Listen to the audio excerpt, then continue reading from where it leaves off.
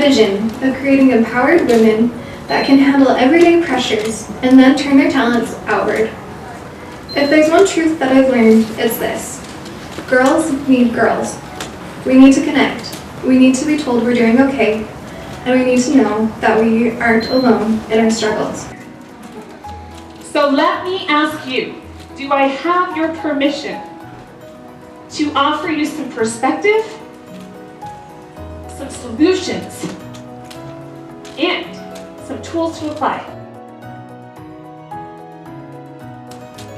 My friend is one of the most amazing, incredible people I've ever known. Her experiences have just increased her faith huge. Her compassion for others, her strength, in every sense of the word, despite everything she has been through. Actually, I say because of everything she has been through, she is hot. Thank you. And here we spend all this time looking at every little thing about people, judging them because we're judging ourselves. It's a reflection of our lack of self-care. And we're putting it all out on other people. You take care of me, you validate me, make me feel good about me, instead of waking up and being like, you know what, I'm here to soak you up. I'm here to see who you really are. Really past all of this. Past all of that. And when this phrase was uttered, it was a signal. It was a cry for help. And what they would say is, Ana, dakilupa. Ana, dakilupa.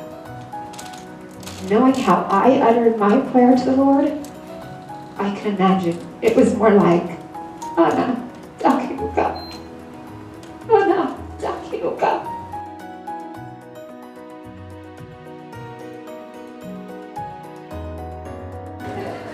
So here we are with all this pain and all this hurt, and we all brushed our teeth this morning, and what did we think while we were brushing our teeth? We're like, gotta go to this conference, it better be good.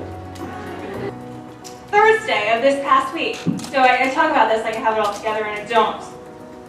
Thursday this past week, if you were to look for me, I was huddled in my bathroom crying hysterically, ready to quit on this event. Because I look at these beautiful women and I think, they're way better than I am. I'm not a speaker, I'm a writer, and a lackluster one at that, amateur. By the way, my book's back there if you're interested. And so, Who was David Archuleta's voice coach when he lived here in Utah?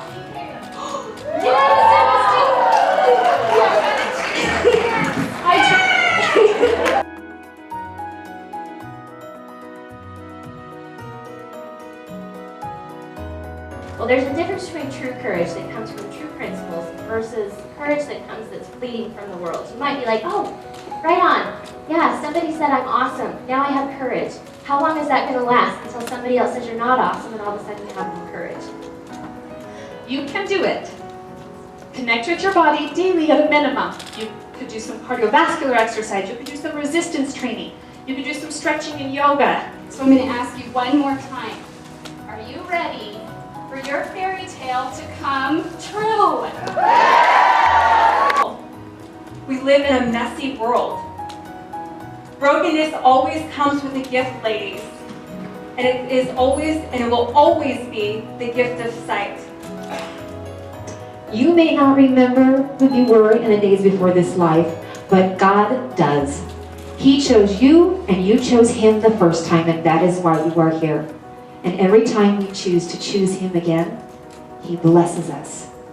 I testify to you because I get to on this stage. The tone of Jesus Christ is real.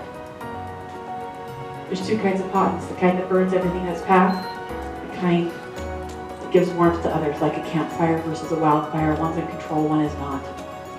God wants us to be hot. God wants us to be happy.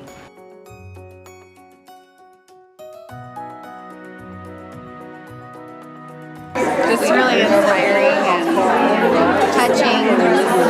Awesome. You gotta ditch the kids and come get some inspiration sometimes. I loved it. It was very inspirational and getting to know that you're not alone in your trials or troubles, and that all these women have the same things going on. And so I really appreciated it and I really enjoyed it.